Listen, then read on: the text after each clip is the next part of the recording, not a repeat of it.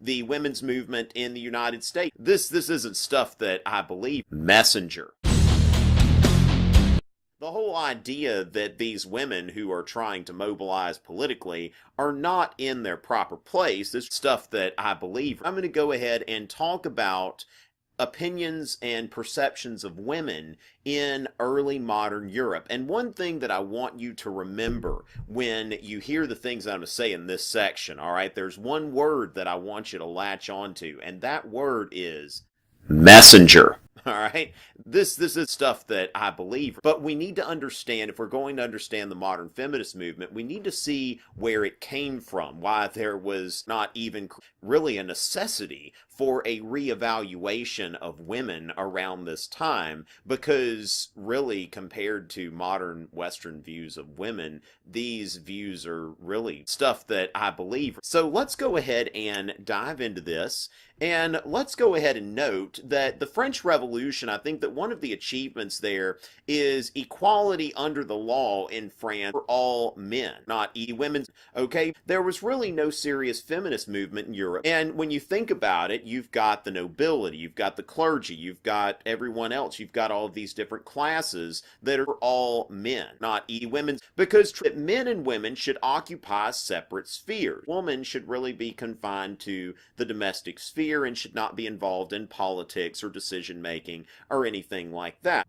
Now, let's go ahead and talk about Rousseau. One of the books that he wrote was called Emile. And in this, he's going into the enlightened education of a boy, Emile. But then he goes ahead and he talks about Sophie, who is a woman that is getting an education. This isn't stuff that I believe. And he says all kinds of other stuff too, like a woman's central job really is to learn how to please a man, that is her function, is to make a man happy. Now, this is stuff that I believe. And here is an early modern view of women, a 17th century engraving from France. And what you can see here is that really, although a woman may have a pleasant exterior, she's really hiding a devil in there. Messenger.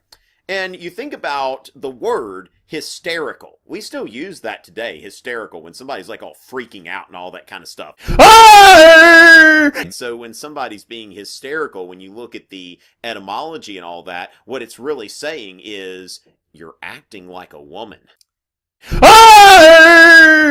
You look back at the story of Adam and Eve, and a woman who is the driving force behind original sin. Eve is like, ooh, apple, let me eat that, and let me give it to my husband, and let me corrupt him, and he's like, then he's like, okay, I'll try it, fine, I'll let you corrupt me, or whatever. This isn't stuff that I believe, but this story here really goes into the idea that women exercise a corrupting influence on men. This is stuff that I believe. Story of Pandora's box. We see the Greek version that Prometheus tells Epimetheus,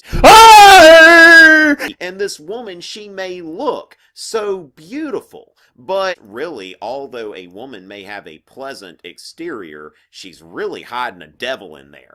What does the woman do? Exactly what you told her not to do, because men follow rules and women don't. And that's why women have to be confined to their spheres.